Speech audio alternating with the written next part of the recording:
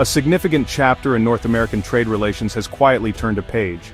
While headlines elsewhere grab attention, a major shift has unfolded almost unnoticed, but its impact will be felt for years to come. As of today, September 10, 2025, most of the counter-tariffs that Canada had placed on American goods are now a thing of the past. These tariffs, once a symbol of escalating tensions, have quietly been rolled back, opening the door to renewed economic cooperation. This move marks a major de-escalation in a trade dispute that has simmered for years. The standoff, which began with tit-for-tat measures and uncertainty, has finally given way to a more hopeful outlook. There were no grand announcements or ceremonies, but the removal of these taxes will ripple through both economies, affecting prices and jobs. Everyday Canadians and Americans may soon notice lower costs on goods, and businesses can breathe a little easier. It signals a deliberate effort to mend fences and restore normalcy to the world's largest trading partnership. For both countries, this is more than just a policy change. It's a step toward rebuilding trust and stability. The decision followed long negotiations and a shift in political climate. Behind closed doors, diplomats and advisors worked tirelessly to find common ground, reflecting a new willingness to compromise. Canadian leaders now believe a different approach is needed, one that encourages cooperation over confrontation.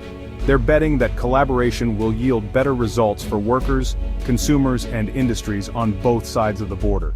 For businesses relying on cross-border supply chains, this is a breath of fresh air after years of uncertainty. Manufacturers, retailers, and farmers alike can now plan ahead with greater confidence, knowing that the rules of trade are stabilizing. The end of these counter-tariffs promises more predictable commerce and greater confidence for future planning. Investments that were put on hold may now move forward, and new opportunities could emerge as barriers fall away. However, the story isn't over. Underlying tensions remain, and new leadership is stepping in to navigate this next chapter. Both countries know that challenges still lie ahead, and vigilance will be needed to prevent old disputes from resurfacing. Mark Carney's involvement signals Canada's serious intent to shape a stable post-tariff future. As a respected economist and former central banker, Carney brings experience and credibility to the table, raising hopes that this new era of trade will be built on sound strategy and mutual respect. To understand this moment, let's clarify what counter-tariffs are. In the world of international trade, tariffs are taxes placed on imported goods, often to protect domestic industries or to send a political message. But when one country imposes tariffs, the other doesn't always sit back and accept it. They're retaliatory taxes. If one country imposes tariffs, the other responds in kind. It's a tit-for-tat strategy, a way for countries to push back and show they won't be taken advantage of. Canada's counter-tariffs were a direct response to U.S. tariffs on Canadian steel and aluminum, which hit key Canadian industries hard. These industries are vital to Canada's economy, supporting thousands of jobs and entire communities. The Canadian government targeted American products like bourbon and orange juice, aiming to pressure U.S. lawmakers. By choosing products from politically sensitive states, Canada hoped to create pressure where it would be felt most. These measures protected Canadian industries and served as a powerful negotiating tool. They sent a clear message: Canada would defend its workers and its economy, even if it meant short-term pain. Trade wars, however, are costly for everyone, disrupting supply chains and raising prices. Consumers feel the pinch at the checkout, and businesses face uncertainty as costs rise and markets shift. Now, with most counter-tariffs gone, Canada signals it's ready for a new approach. The removal of these tariffs marks a turning point, opening the door to dialogue and cooperation. The removal is an olive branch, not a surrender, an invitation to rebuild trust. It's a gesture that says Canada values its relationship with the U.S. and wants to move forward together. The focus shifts from retaliation to reconstruction, aiming for renewed cooperation. Both sides now have a chance to work on solutions that benefit their economies and their people. But this new path requires careful navigation and expert leadership. The stakes are high, and every decision will shape the future of trade between these two nations. That's where Mark Carney comes in, ready to guide Canada through this transition. With his experience and steady hand, he's poised to help Canada seize new opportunities and avoid old pitfalls. The next chapter is about rebuilding, not just reacting. It's about forging a stronger, more resilient partnership for the future. Enter Mark Carney, a heavyweight in global finance, recognized for his influence and vision. Former governor of both the Bank of Canada and the Bank of England, Carney brings unmatched experience and insight to the table. His real-world decision-making skills and global network make him uniquely qualified to shape Canada's trade strategy. Carney's role isn't about politics, it's about economic stewardship, trust, and credibility. With 3/4 of Canadian exports going to the US, his expertise is absolutely vital for the country. He'll help steer the relationship through uncertainty, always advocating for stability and fairness. Carney's presence signals to the world that Canada is serious about its economic future and global standing. His job, ensure Canada's voice is respected in the rooms where the biggest decisions are made.